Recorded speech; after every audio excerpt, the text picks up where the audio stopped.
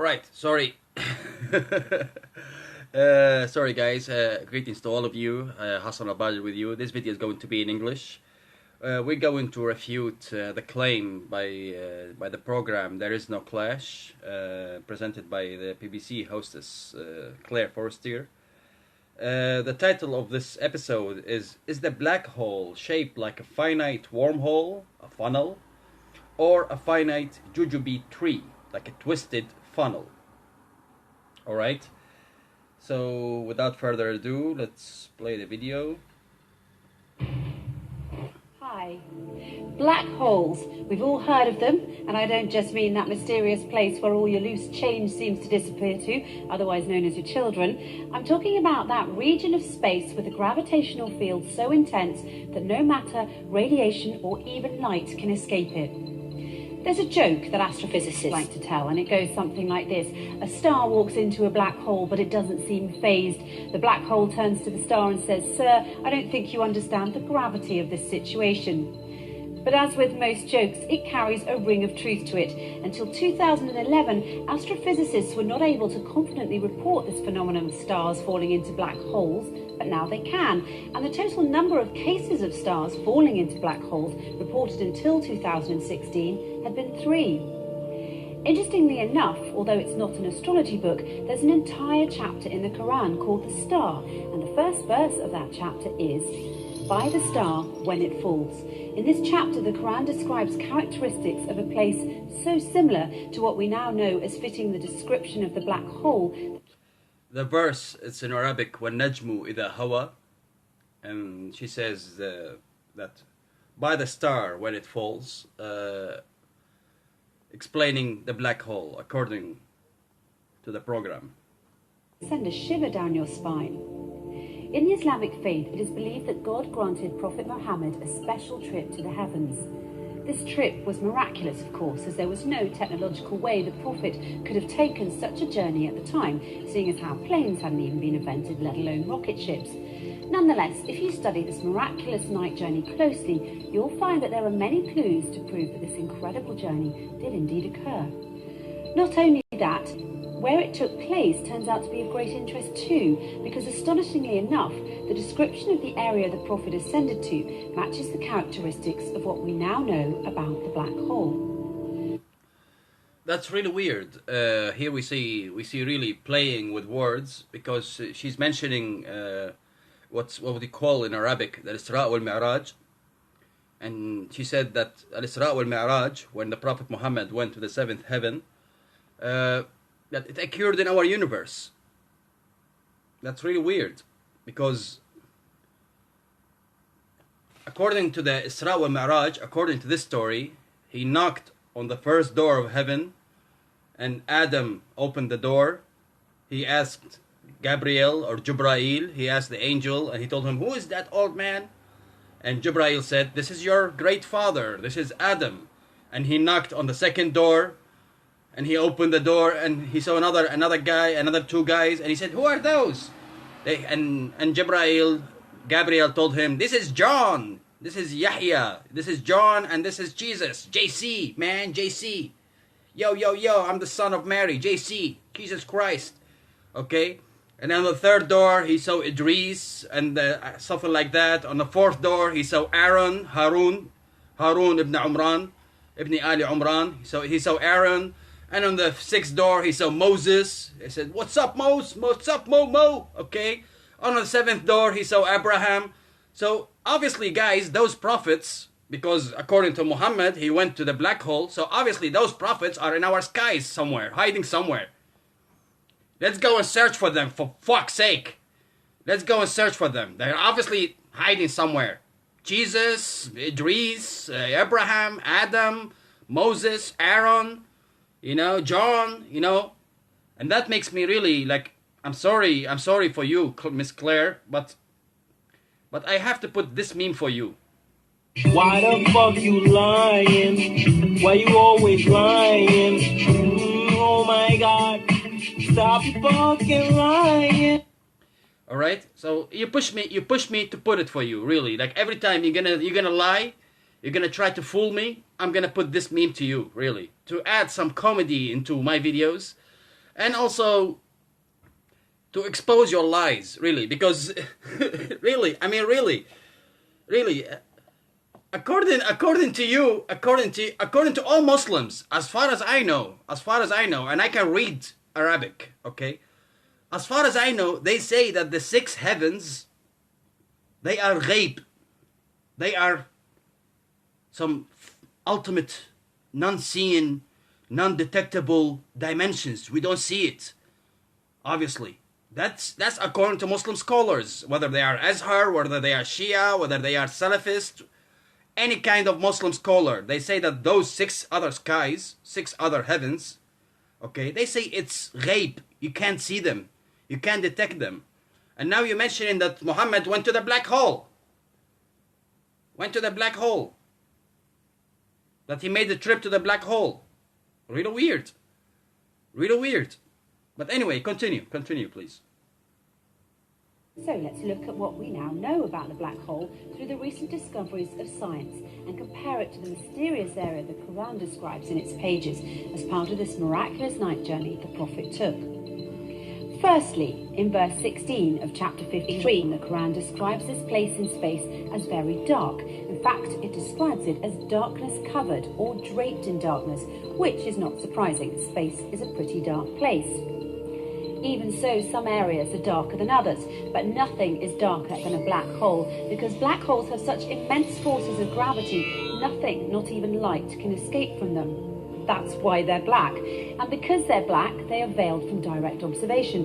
They nevertheless reveal themselves indirectly, as scientists have special tools that can help them see how stars that are very close to black holes act differently than other stars because of the immense force of gravity that black holes have, and this helps them identify the location of black holes. Secondly, according to the Quran, when ordinary people look at this dark area in space, they can't see it directly as their eyes bypass or surpass the boundary of this area, and they only see beyond it or around it. It's almost as if this area behaves as a lens. Science, it turns out, has a term for this. It's called gravitational lens. Let's take a closer look. Normally we think of light travelling in straight beams, but near a black hole, the powerful force of gravity bends and warps rays of light around it, creating a visual imprint on the surrounding material. Astrophysicists have proved that a black hole bends light to act like a cosmic magnifying glass, giving astronomers a view of an even more distant galaxy behind it. And this, my friends, is what we call a gravitational lens. No, this is, my friends, how we call gravitational lens when we are ignorant and we cannot explain it, how it actually really goes. Alright? Gravitational lensing, it occurs when there is a huge mass, okay, creating a great bend in space-time. Okay? It's not about gravity only, it's about the bending of space and time. Not only black holes create gravitational lensing, even galaxies, or galaxies clusters, they create also the gravitational lensing, because the mass of the galaxies create the huge bend in space-time. Space, just like you mentioned it once, I'll explain it in two dimension, because in 3 dimension it's kind of really hard to comprehend. So imagine it in 2 dimension. Imagine it's a trampoline, okay? And on a trampoline you put a weight, okay? So it will create a bend. So and you push a ball, the ball would not fall into the bend, but it will go around the bend and still continue straight. And that's what happens with the light too, with the light rays.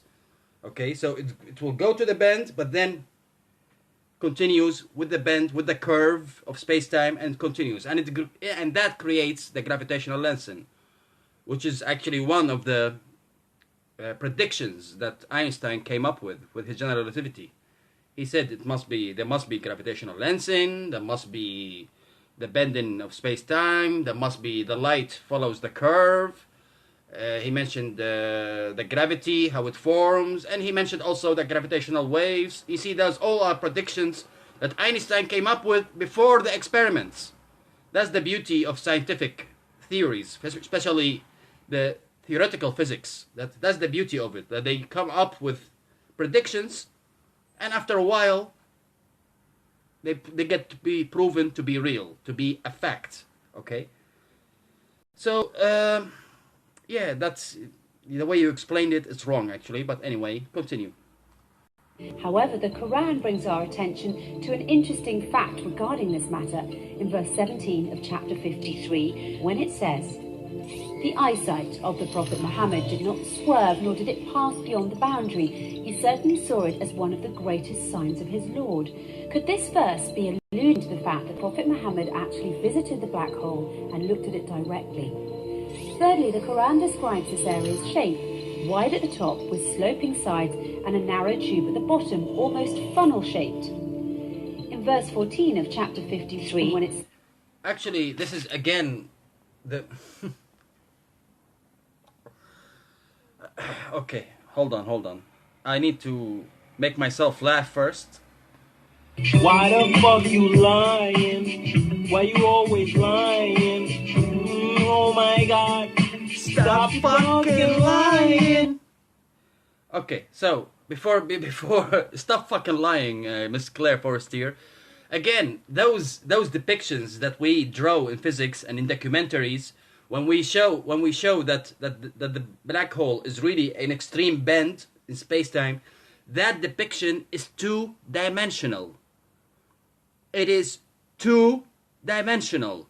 The world we live in is 4 dimensions, okay? 3 for space, 1 for time. X, Y, and Z, that's for space, and the dimension of time, okay? So that depiction that you're showing as a funnel, okay, يعني الشكل المخروطي in Arabic, okay, it's a wrong depiction of the black hole. The black hole is actually almost perfect sphere. It's almost the most accurate perfect sphere. It's 3 dimensions. Remember, we are in physics. We are in real world. In real world, there is 3 dimensions. There is not 2 dimensions that you depicting here in your video. You're making that... I mean, come on, really, seriously. All right. It seems to be that we have to talk with kids. Okay, so we have to make experiments to get it closer to kids. Okay, this circle is 2 dimensions, okay? There is X and Y, okay? This circle is 2 dimensions, you see? This is the Y, this is the X, alright? This circle is 2 dimensions, alright? Now we go to 3 dimensions. This is a circle with 3 dimensions. This is Y, X, and the pen represents the Z dimension, the extra dimension. Okay?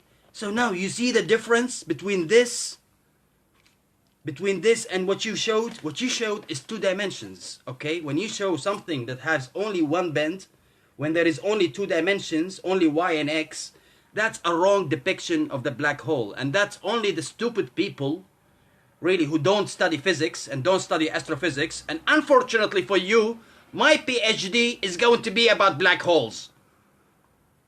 وقعتك سودة, what we say in Arabic. Okay? Unfortunately for you, my PhD is going to be about black holes. Alright? So وقعتك سودة. So I know black holes, for fuck's sake. So black holes is perfect sphere. It's a sphere. It is كرة. إنها كرة. كرة. Alright? We depicted in physics as 2 dimensions with a great bend, but that great bend is 3 dimensions. So that means it's a bend in all space and time, in all directions. There is no sides, there is no up and down, and there is no back and forth. It's in all dimensions, so it's a sphere. It's not a funnel. Alright? Where are you? Where are you? Back. By the finite jujube tree, it is likened to the shape of a jujube tree, which fits the same description as the one I just mentioned. A black hole makes such a deep dent in space-time, and that's why it appears to look like a funnel. Despite the black hole's effects on the movement of matter and its tremendous suction power, the black hole's space-time dent remains hidden behind its event horizon, and it's always surrounded by an area which does not allow light to escape, and therefore cannot be directly observed. And fourthly, once again, in verse 14, chapter 53, by the finite jujube tree, the Quran reveals that this area is finite. Actually, you're making also another physics mistake. Actually, light can escape the black hole. Yes, it does. It does. But light gets stretched to waves that we cannot observe or detect with our measurements. You know, the spectrum is from the ultraviolet to the infrared to the radio. Like from the ultraviolet, etc., etc. And then there is the infrared, radio, microwave, gamma ray, X-ray, those really small bursts, okay? But maybe the light is going to stretch beyond the radio waves, okay? Maybe there is another wave, but we cannot observe it. We cannot detect it simply, all right? So light can escape the black hole, but it gets stretched beyond observed manner. We cannot observe it anymore, all right? And here, by the finite jujube tree, I think the ayah is called by the Sidrat al-Muntaha or شيء من هذا القبيل, and that you mentioning that Prophet Muhammad was staring at the black hole. If Prophet Muhammad was staring at a black hole, he would see a black hole simply. It's not like and black hole from close up, by the way, if you are not by the event horizon, you're not yet by the event horizon, you're outside the event horizon, you're gonna see amazing things. Actually, you're gonna see light, lots of light, because imagine you are going into a hole where all the light waves are following you and are faster than you and are also falling into that black hole. So you're gonna see lots of radiation of light preceding you and going into the hole. All right, but anyway, continue. So how does this claim stack up with the science? Until recently, it was assumed that black holes had such an infinite strength of gravitational field that occurs deep within them, ensuring that nothing, not even light, can ever escape them, and a trip into a black hole is a one-way journey. Once you cross the event horizon, the point at which light can't escape, there's no turning back.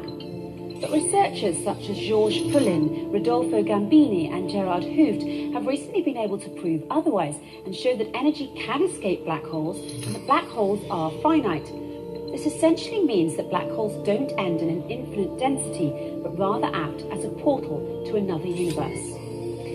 The acclaimed British physicist Professor Stephen Hawking supports this claim and further suggested that there could be a way out of the black hole when he famously said, "If you feel you're in a black hole, don't give up. There's a way out. It might have a passage to another universe, but you couldn't come back to our universe.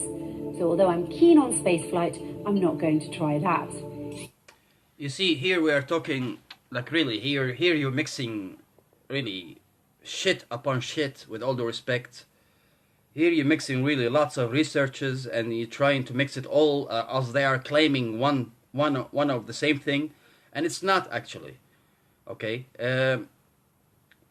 the infinite black hole, that's the black hole of Penrose, Roger Penrose, okay, because the infinity of Roger Penrose is about the condensed matter and energy in one spot of space and time, and it creates that kind of singularity which is infinite, okay, like the singularity of the Big Bang also, all right, and that singularity is actually space singularity. It's called space singularity.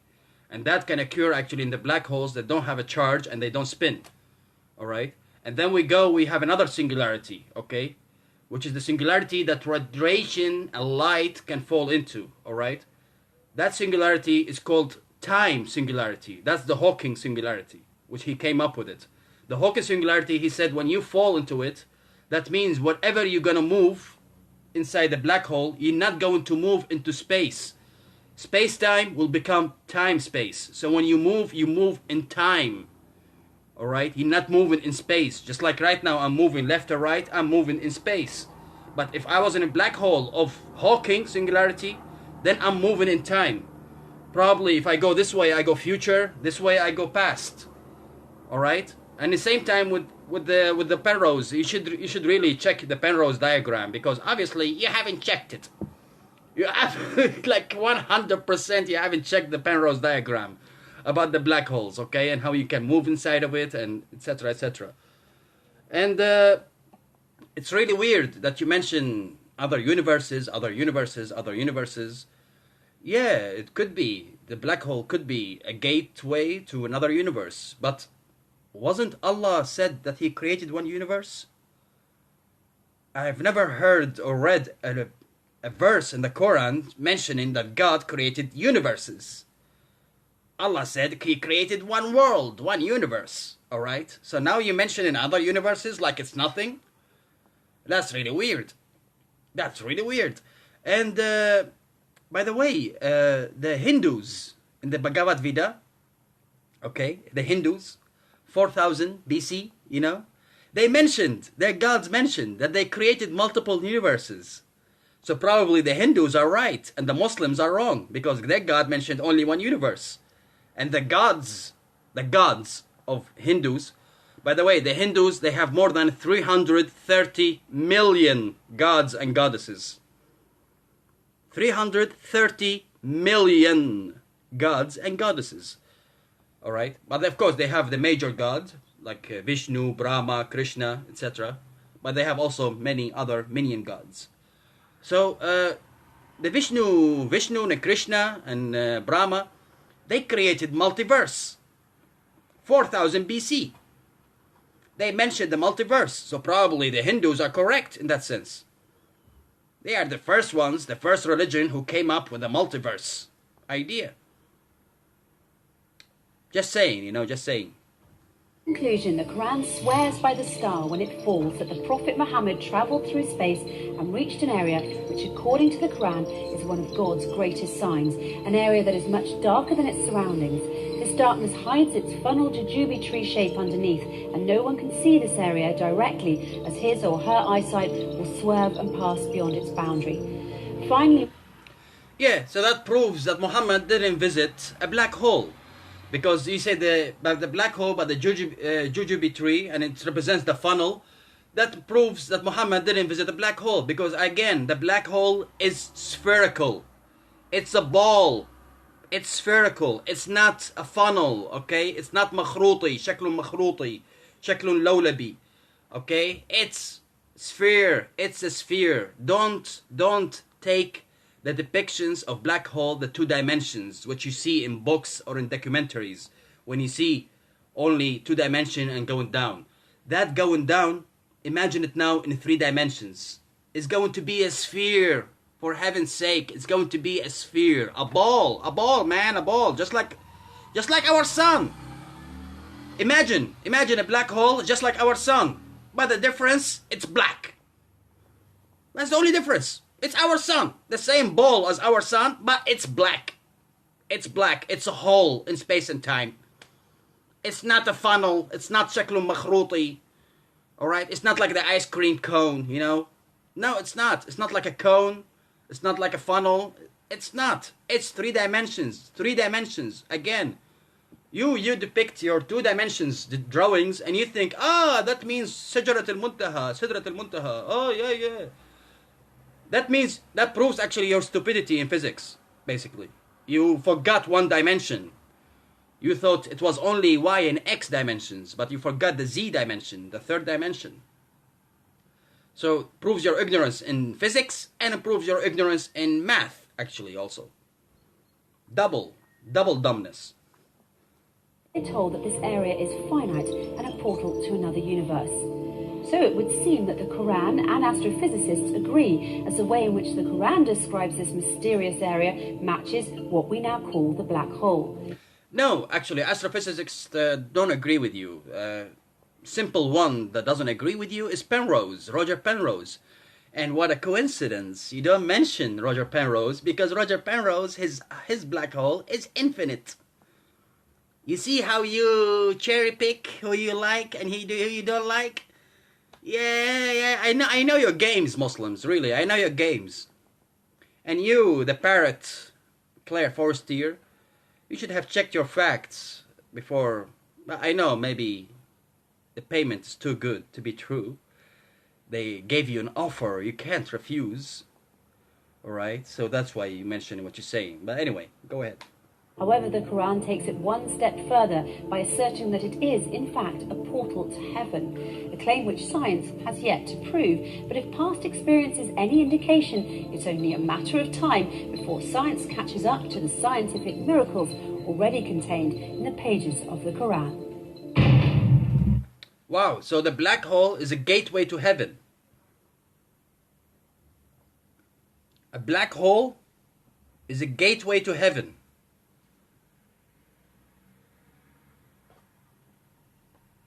Why the fuck you lying? Why you always lying? Oh my God, stop fucking lying. Alright, so the black hole is a gateway to heaven. Well, I invite any Muslim volunteer to go to a black hole and to throw himself. Let's see what will happen to them. It's a gateway to heaven, guys. It's a gateway to Jannah. إنها بوابة إلى الجنة. It's a gateway to heaven. Whoa, go ahead, guys. Throw yourself inside the black hole. Let's have a laugh. Let's have a laugh. Do you realize the amount of energy that's going on there? Do you realize the amount of gravity, for heaven's sake? Okay, do you realize it or not? Do you realize it? The gravity is so... Seriously, the gravity is so hard. Your clock, your watch will stop, man. Even your watch will stop. Will stop, literally. It will literally tick, tick, and that's it. It dies. And imagine the radiation. Only the radiation will really annihilate you. Only the radiation. Let alone of the gravity. Do you know how much gases and light and radiations are floating inside that vortex, inside that hole? Do you know how much? Because when you are at event horizon, you don't see it. When you are really approaching event horizon, okay, you don't see it. You don't see the light, but you will see it's getting brighter and brighter. Now you're standing at event horizon. Let's say if you take a step forward, you're falling into the black hole. You take a step backwards, you're outside the event horizon. So let's say you crossed event horizon, all right? You crossed it. You know what you're gonna see? You're gonna see light that will blind you, that will probably annihilate you. Why? Because the light is falling behind you. Light is also crossing the event horizon. Okay, so you're gonna get the flash of light